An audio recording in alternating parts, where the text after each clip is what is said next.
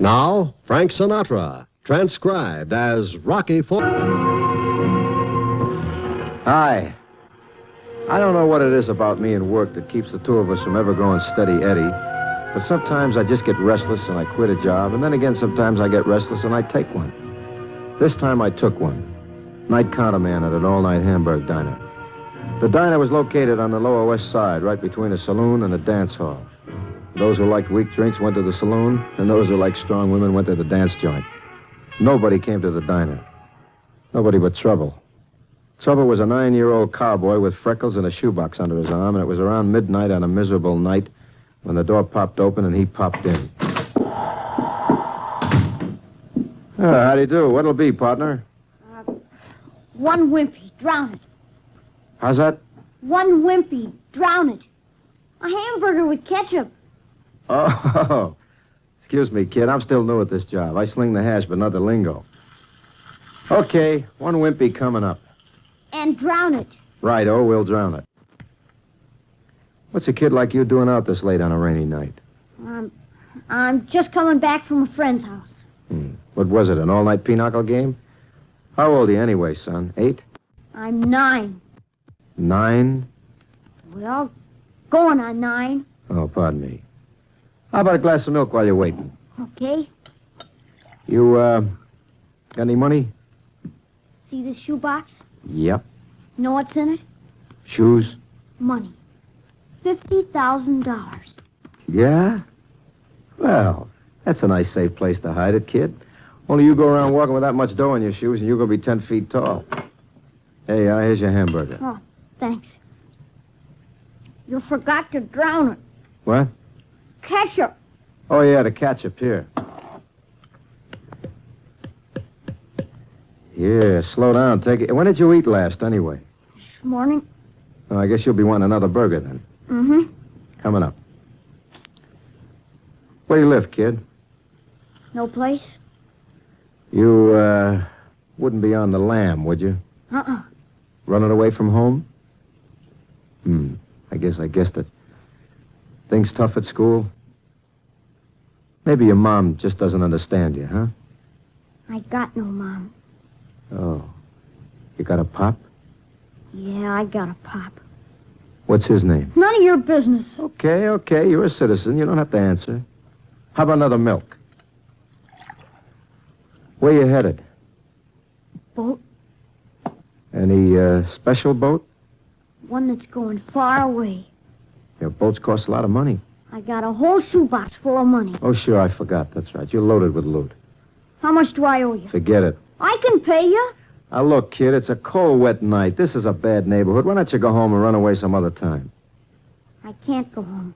You just think you can. It don't help to run away, kid. I'm an expert. I've been running all my life. I can't go home. I'll call a friend of mine who's a cop, and he'll take Get you... away from that telephone, mister. I got a gun in my pocket, and I'll shoot you. Oh. I didn't know you were a desperado. Who is it, Billy the Kid or Jesse James? Just tell me how much, and I'll get out of here. Hamburger, 2 glasses of 40 cents. Okay. Here's $1. Keep the change. Thanks, Well, what do you know? What's the matter? Nothing, not a thing, kid. I was just admiring the lifelike engraving here of President Howdy Doody.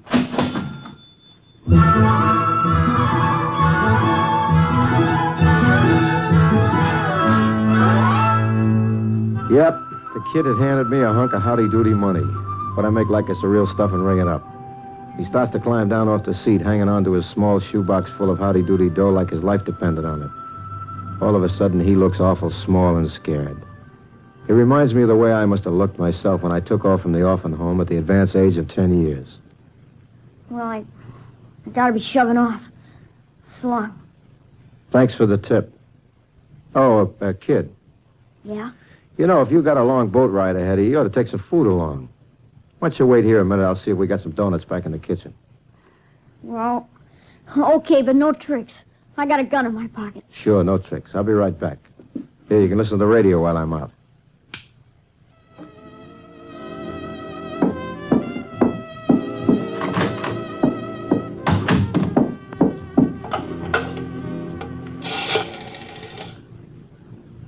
Hello, operator. Give me the 21st precinct.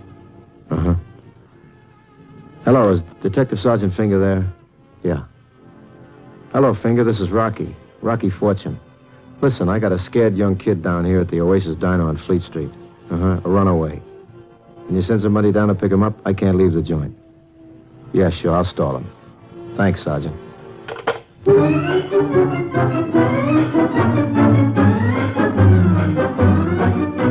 I hang up and go out front again. When I get there, Junior's disappeared. And in this place is a young dame about 22 with a figure like the before and after ads. Only she's after, if you know what I mean. When I get around to it, I see she's got a nice face, too. Pardon me. Pardon me? Well, you haven't done anything. I'd love to. What'll it be? Well, I'd like to ask you a question. I'd like to ask you one, too. Have you seen a little boy about 9? That isn't the question I had in mind, but it still goes. Have you seen one, honey? Please, I'm serious. So am I. There was a kid here a few minutes ago. Did you see him? No. Was he a little boy with freckles and reddish hair? That's the boy. A pocket-sized Arthur Godfrey. You a relative? I'm his aunt. Please, where did he go? I told you. He disappeared. Well, did he say where he was going? Out of Mongolia, I think. What's the story on him? Well, he ran away from his boarding school. He stopped at his father's house early this evening to get some things, and then he just disappeared. How did you track him down here? Well, I located a taxi driver who dropped him off at the corner. Since this is the only place open at this hour, I thought you might have seen him. How come his pop didn't notify the cops? Well, I thought he had. Uh-uh. Don't you have some idea which way he went? Well, you might try the waterfront. He mentioned hopping a boat. Oh, thank you. Say, it's no neighborhood for a pretty girl alone. I can take care of myself, Mr. Fortune. Call me Rocky. Mr. Fortune. If you wait till I close up, I'll... Good night. I'll nothing. Concerning the holdup of the shoe company payroll last night, police still have no clue as to the identity of the 4 men who stole the money. They wore Halloween masks. The smallest seemed to be the leader, and an all-points bulletin has been broadcast by the police in an effort to prevent the men from getting beyond... I heard. Step over here. What is this? You hide. Okay. I'm looking for a kid, 9 years old. Freckles, red hair. Who isn't? You want me to hit him, boss? Take it easy, Moose. You seen him? What if I have? You'll tell me. Suppose I don't feel like. Okay, boss. Okay. Ooh. Well? Okay, he was here and he left. Did he have anything with him? Just an old shoebox. Which way'd he go? How should I know? Maybe you saw. I didn't. Now, how about taking your gorilla and getting out of here? Can I hit him, boss? Take it easy. Did he say anything? Anything happened while he was here? He said he was running away from home. A dame comes in and she says she's his aunt. I told her I didn't know where he was. That's all. That's all. You sure? I said that's all. Moose. Boss? Make sure. Okay. Oh, Still sure? I'm sure. Well? I told you. He's sure. Come on, Moose. Thanks, Punk.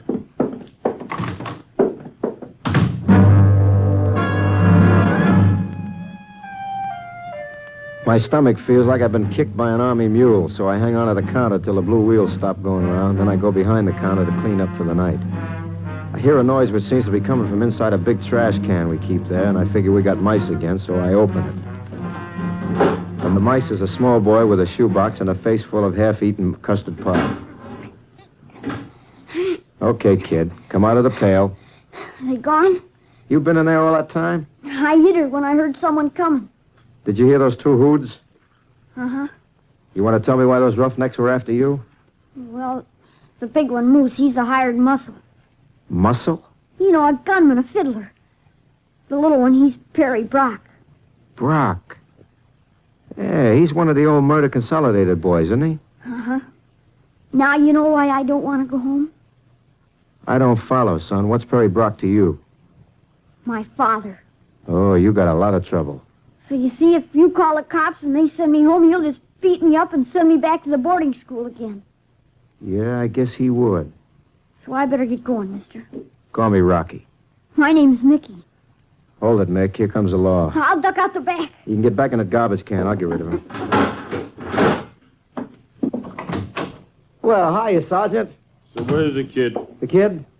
Oh, yeah. Oh, the kid. He took off. Vanished. You don't say. Just like that. Poof. You couldn't call up the precinct and say, Sergeant Finger, don't bother walking over here on your tired feet on which you've been standing all day. The kid is gone. You couldn't do that, huh? Well, I tried to get you, but the line was busy. Here, have a cup of coffee and a hamburger. On the house. You trying to bribe an officer? Uh-huh. Make it a double hamburger with an onion. 2 double hamburgers and a pecan ring later, I get rid of Sergeant Finger of the Mounted and get the kid out of the garbage can. He smells like an old gymnasium, but I can't figure anything else except to take him in a shoebox home with me, which I do. I let him soak for a few hours and put him in my bed while I make like G.I. Joe on the broadloom. About 10 minutes after I fall asleep... Mickey. Hey, Mickey. Let me alone. What is it, kid? What's the matter? Nothing. Just crying to irrigate the freckles, huh? Let me alone. I know how you must feel, Mick. Nobody knows how I feel. That's not true, kid. Lots of people get a raw deal from life. You take me. I was an orphan. I didn't even have a father to run away from. Maybe you're lucky. You don't get much love from a paid matron who has to divide it up among 150 lonely kids. Sounds like a boarding school. Yeah. Sometimes I used to lay in bed wanting to cry so bad I thought I'd bust wide open. That's how I feel sometimes. So I ran away, too, just like you. Only it didn't help. I was twice as lonely and there was nobody to cry to. I've been running all my life. Get restless, quit a job. Get restless, take a job. It adds up to a big fat goose egg. I don't care. I'm going to be tough. Sure, you live in the jungle, you gotta be tough. But running away, that ain't tough, kid. Why don't you go home to your dad? I can't. Why not? He don't want me. He never wanted me. He never even lived with me and Mom. Never? Uh-uh. After Mom died, I lived with my Aunt Annie, Mom's sister. But then she and Dad had a big fight, and he sent me away to boarding school. You like your aunt?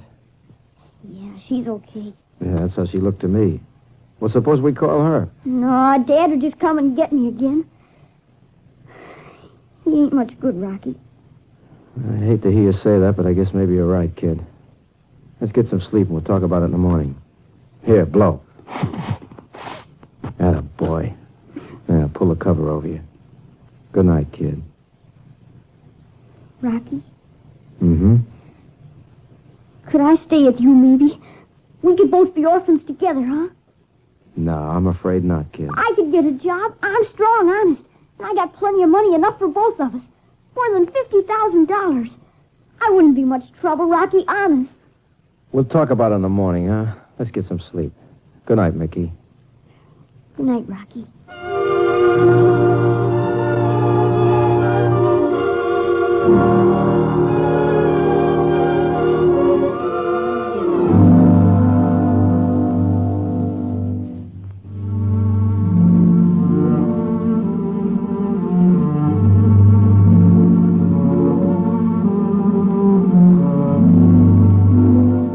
I don't get very much sleep. I'm thinking about this poor kid with his box full of howdy-doody money and what I'm going to do about him. It's early in the morning when I quit trying to sleep and get up to make us some breakfast. I almost fall on my face tripping over the shoebox. My foot goes through the cover and I pick it up to tie it again. 5 seconds later, I'm burning up the telephone switchboard. Operator, give me the 21st precinct. Yeah. Hello. Sergeant Finger still on duty? Uh-huh. Sarge, this is Rocky. Now, listen to me. I got that kid again. He's asleep in my room. Yeah. Not only that, but he's got a shoebox with enough government folding money in it to choke a dinosaur. I'm not dreaming, Sarge. Get over here, will you? 25 Bleakman. Okay. Okay, put your hands up. Hey, wait a minute. This is a real gun, Rocky, and it's loaded, so get 'em up. Now, be careful with that thing. You're some pal. All that stuff you told me last night, how you knew what it was like. Now you're calling the cops to send me home. Mickey, listen to me. It's wrong what you're doing. You said you gotta be tough. Well, I'm gonna be tough. I didn't mean tough that way. If you took that money from someplace, give it back. Give it to the cops. And give them that gun before you get hurt. Not me. I'm gonna be tough. You're gonna wind up like your old man, Mickey.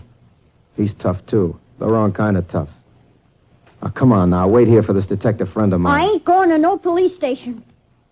Look, in case you don't know it, kid, there's nobody lives it up like a lost kid in a police station.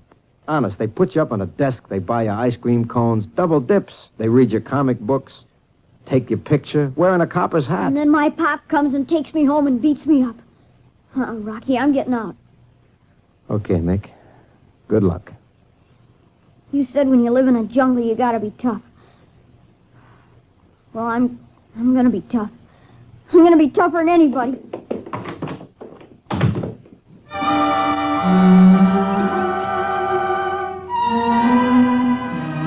I'm just beginning to wonder if little Mickey Brock hadn't held up a payroll wagon himself when the doorbell rings. It is my good friend Sergeant Finger, right on time. Okay, Fortune, where is he? Yeah, well, I'll tell you, Sarge, it's like this. I found the money inside the shoebox, see, and I turn around, and the kid's got a real tough-looking automatic pointed right at my breadbasket. Now, hold it, and you just let me figure it out real slow-like. The kid ain't here, right? Right. And the box with the money in it, that's disappeared too, right? Right. Now, how about the laughing gas? Is that gone too, or you just have these hallucinations on soda pop? Now, look, Sarge. Now, you look, Fortune. This is the second time you got me out on a wild goose chase. You ever read the story of the boy who cried wolf? Well, you're him, see? And the next time you want a cop, don't bother to call. I ain't coming. You understand that, Fortune? Don't call us. We'll call you. I am still standing there like a boy with egg on his face when the telephone rings. Yeah? Mr. Fortune, Yeah? this is Ann Prentice, Mickey's aunt. Good morning. I thought perhaps you might have seen Mickey again last night. How did you get my phone number? I called the diner. The day cook gave it to me. Well, as a matter of fact, lady, I did see him. He slept here last night. What? Oh, where is he now? Search me. He took off again. We've got to find him. Look, he don't want to be found. He wants to be lost. Well, his father thought he might have come to my place for some reason. He's half frantic. I'll bet he is. Since you know what he looks like, could you help me look for him? This is my day off, lady. Please, Mr. Fortune. Yeah. Where do you live? 15 South Place, apartment 5B. Powder your nose, baby. I'll be right over.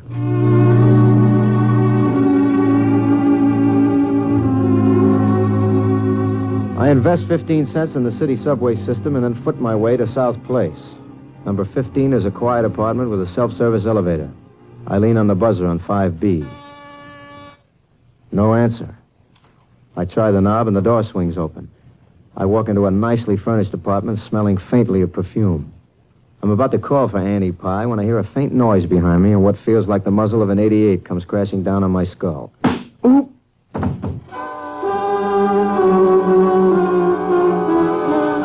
On your feet, punk. Huh? You heard. Up.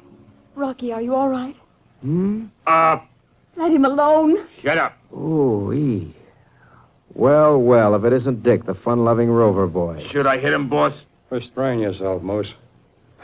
You always have your visitors greeted this way, Ann? They forced their way in a few minutes after I called you. Yeah, nice fellas. Flattery will get you no place, Fortune. Where's the boy? Here we go again. Ann tells me he stayed at your place last night. He couldn't get a hotel room. There's convention in town. Very amusing. I thought you said you didn't know where he was. I didn't. I found him in the garbage pail. Now, boss. You're a very funny man, Fortune. Moose, take him in the bedroom and work him over. Gladly. Get going, you. Oh, and Moose, Yeah? don't kill him. Moose shoves me into the bedroom and closes the window to the fire escape. Then he closes the door. And he closes my left eye. And then he closes my right eye. I managed to get in a couple of wild punches of my own, but this guy's built like a Sherman tank. After a couple of sets, I'm beginning to feel like a lump of fresh dough in a French bakery. Moose measures me for a haymaker. And I do a pirouette, 3 tours jetés, and an arabesque, and then a swan dive for the carpet. I hug the rug for a minute, and I manage to get one eye partly open. I discover I am looking into another eye, and it is not my own. It belongs to a scared, freckled face which looks out at me from under the bed. In his hot little hand, the kid's got a gun which he's pushing at me. I take it and straighten up. Okay, Melonhead. One more. Hey. Hey, hey. Get him up and shut up. Hey, where'd you get the rod? Never mind. Don't make a sound. Back up. Okay, take it easy with that cannon. Now turn around.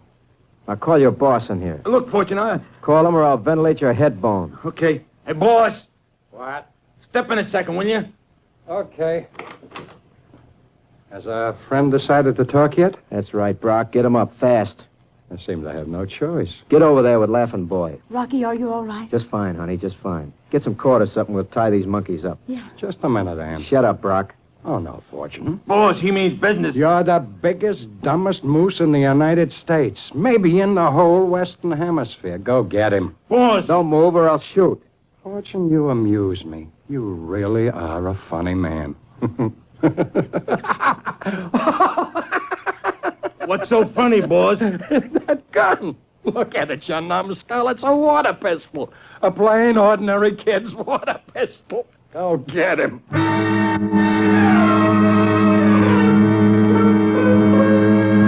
Perry reaches into his pocket for his own artillery, and Moose starts after me. I pull the trigger, and sure enough, a stream of water shoots out. The kid has handed me a water pistol, and I'm too groggy to realize it. By the time the thing really sinks in, Moose has knocked it out of my hand, and Brock's got me covered. All right, Fortune. We fooled around long enough. I'm going to give you just about 1 second to tell me where the kid is. Turn blue. If you don't answer, I pull this trigger. And this is no water pistol. You're wasting your breath, pal. Okay, start praying. Rocky, tell him. No. Okay, meathead, you asked for it. Okay, hold it. Drop the rod. I saw your ugly puss on a fire escape finger, but for a couple of seconds I thought you were going to let him do it. I ought to, Fortune. Do you mind if I ask what brings you? Some kid walks into the precinct this morning right after I saw you. He drops a shoebox on the sergeant's desk and walks out. Shoebox has got $50,000 in marked money from the payroll robbery. Took us a while to catch up, but we finally trailed the kid here and spotted him on the fire escape. Now, don't tell me he's disappeared again. Nah, he's just hiding. Get these hoods out of the room and I'll find him. Okay, you two, move. Will you show me the phone, lady? I gotta call the wagon to haul these punks away. With pleasure. Go on. You lead the way, Perry. Mickey, come on out, son. Is it okay? Yeah, it's okay. Your troubles are all over, kid. Your father's gone and he ain't coming back. I won't have to go home? Nope, from now on, this is your home. You're going to stay right here with your Aunt Anne. You mean I can't live with you? Look, kid, you don't know what a lucky stiff you are, getting to live with a lovely dish like... with an aunt like her. And don't worry, Bub, I'll be around. You will? Sure, every night, twice on Sundays. That is, if you think your aunt wouldn't mind. Oh, no, she'd like it. And so would Uncle Bill. Who? Uncle Bill. You mean she's married? Yeah, you heard. Uh-huh. I heard. Good night.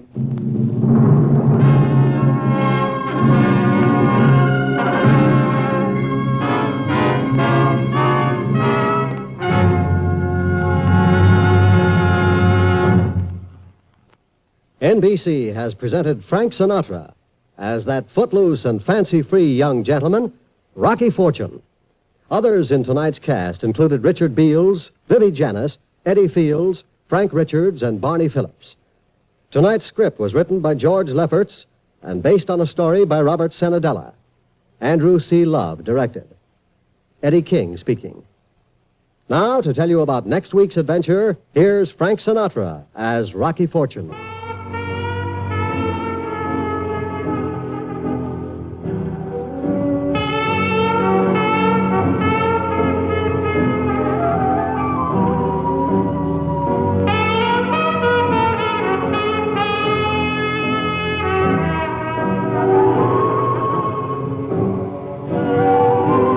Next week, I get a job that pays $100 an hour, which is pretty good pay if you live so long. The trouble is, I almost don't. I'll tell you about it next week. See you around, huh?